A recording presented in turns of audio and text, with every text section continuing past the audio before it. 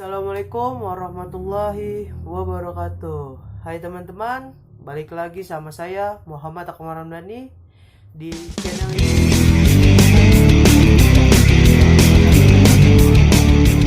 Jadi pada video kali ini saya akan membahas tentang materi PPKN bab 5, yaitu tentang mewaspadai ancaman terhadap Negara Kesatuan Republik Indonesia. Jadi pada bab 5 ini ada dua hal yang akan dibahas, yaitu yang pertama ada menelaah ancaman terhadap integrasi nasional, dan yang kedua ada strategi mengatasi berbagai ancaman terhadap Ipolek Sosbudhantem dalam membangun integrasi nasional. Tanpa lama lagi, langsung kita ke pembahasannya. Yang pertama itu ada menelaah ancaman terhadap integrasi nasional. Jadi, integrasi nasional adalah usaha dan proses mempersatukan perbedaan-perbedaan yang ada pada suatu negara sehingga terciptanya keserasian dan keselarasan secara nasional. Dalam penelaahan ancaman terhadap integrasi nasional ini, ada 3 faktor mengenai integrasi nasional. Yang pertama itu ada faktor pendorong. Jadi faktor pendorongnya itu adanya rasa yang senasib dan seperjuangan yang diakibatkan oleh faktor-faktor sejarah. Dan yang kedua itu adanya ideologi nasional yang tercermin di dalam simbol negara, yakni Garuda Pancasila dan semboyan Bhinneka Tunggal Ika. Nah, faktor yang kedua itu ada faktor pendukung. Jadi faktor pendukung dari integrasi nasional itu yaitu menggunakan bahasa Indonesia. Yang kedua itu ada semangat persatuan serta kesatuan di dalam bangsa, bahasa, dan tanah air Indonesia. Nah, yang terakhir ada faktor penghambat, yaitu faktor gejala atau yang menghambat integrasi nasional, yaitu ada kurangnya penghargaan terhadap kemajemukan yang memiliki sifat heterogen. Yang kedua ada kurangnya toleransi antar sesama golongan. Ancaman integrasi nasional itu datangnya bukan hanya dari luar negeri itu sendiri, yaitu juga bisa dari dalam negeri. Apa sih ancaman integrasi nasional? Nah, yang pertama itu ada ancaman di bidang ideologi. Jadi, ancaman di bidang ideologi itu ancaman yang dinilai mempunyai kemampuan yang membahayakan pemikiran masyarakat dalam suatu negara, sehingga akan mengancam terhadap dasar falsafah negara, yaitu Pancasila. Jadi, contoh dari ancaman di bidang ideologi itu dari sikap apatisnya seseorang terhadap kepemerintahan yang sedang berjalan. Yang kedua itu ada sikap mau menang sendiri dalam masyarakat suatu negara. Nah, bisa terus kurangnya tercintaan terhadap produk dalam negeri. Nah, dari situ kita bisa melihat apa yang merusak atau ancaman terhadap integrasi internasional tersebut. Nah, selanjutnya itu ada ancaman di bidang politik. Ancaman di bidang politik merupakan ancaman berupa setiap usaha dan kegiatan baik dalam negeri maupun luar negeri yang dikategorikan sebagai hal yang membahayakan dan memecah belah persatuan dengan mengatasnamakan politik.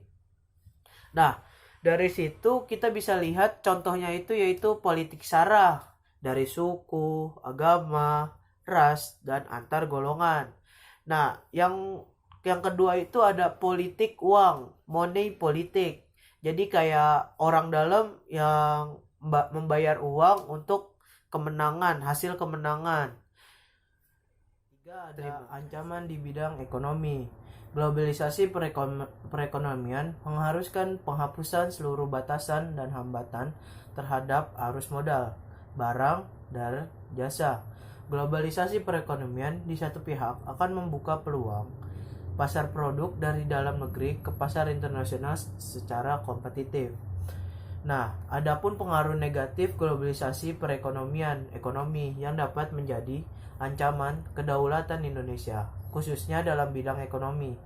Di antaranya adalah Indonesia akan dibanjiri oleh barang-barang dari luar negeri. Seiring waktu, dengan adanya perdagangan bebas yang tidak mengenali adanya batas-batas negara.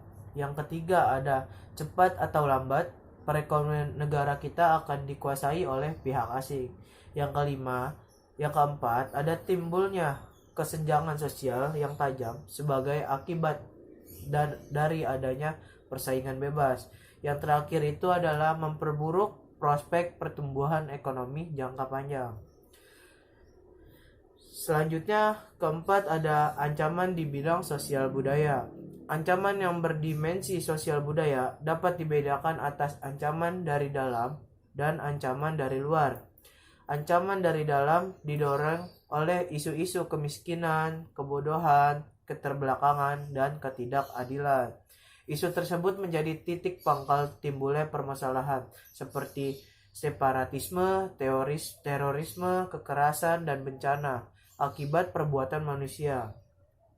Isu tersebut akan mengancam persatuan dan kesatuan bangsa, nasional, dan patriotisme. Ancaman dari luar timbul sebagai akibat pengaruh negatif globalisasi di bidang sosial budaya. Salah satunya adalah munculnya gaya hidup konsumtif, munculnya sifat hedonisme, adanya sikap individualisme, dan lain-lain. Terakhir, ada ancaman di bidang pertahanan dan keamanan. Wujud ancaman di bidang pertahanan dan keamanan pada umumnya berupa ancaman militer. Ancaman militer adalah ancaman yang menggunakan kekuatan bersenjata, teror, organisasi yang dinilai mampu membahayakan kedaulatan negara, keutuhan wilayah, dan keselamatan segenap bangsa. Contoh dari ancaman yang sering terjadi di dalam kehidupan berbangsa dan bernegara adalah agresi, pelanggaran wilayah, munculnya masyarakat, spionase, aksi terorisme, dan ancaman yang lain yang melalui udara dan ataupun laut. Kasus yang pernah terjadi di Indonesia adalah pemberontakan OPM yang terjadi di beberapa waktu lalu dengan menyandera warga di sekitar tambang Freeport.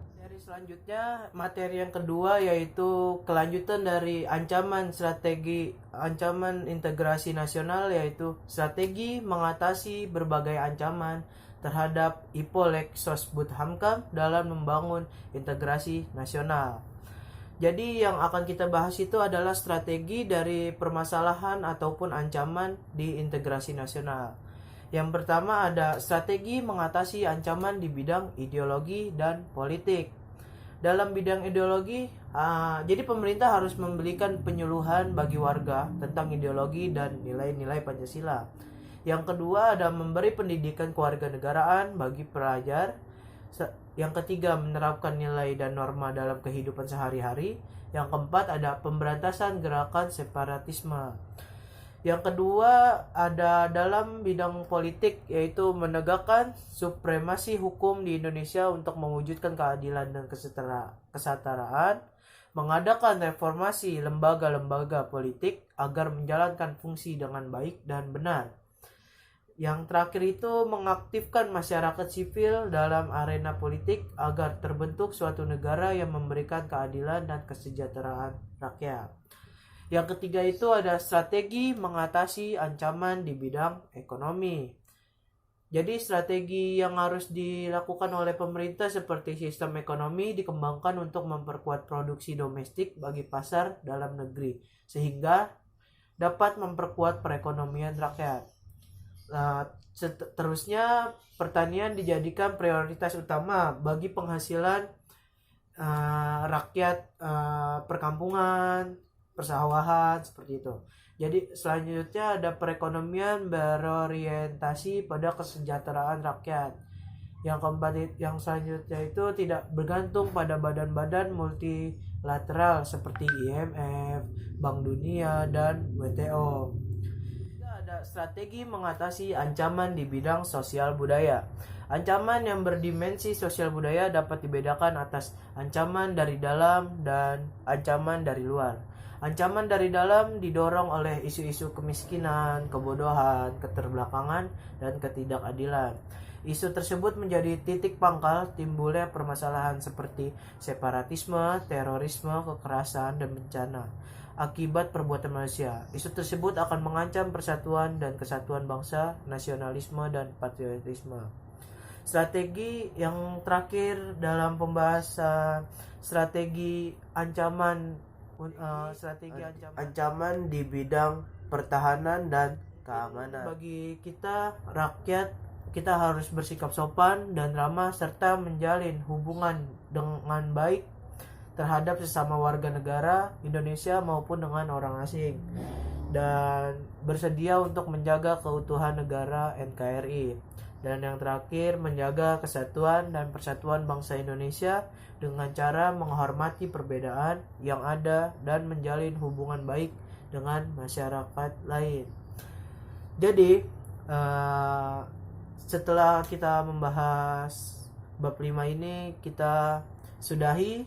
Mungkin kita akan bertemu lagi di video selanjutnya. Jangan lupa subscribe channel ini. Bye bye.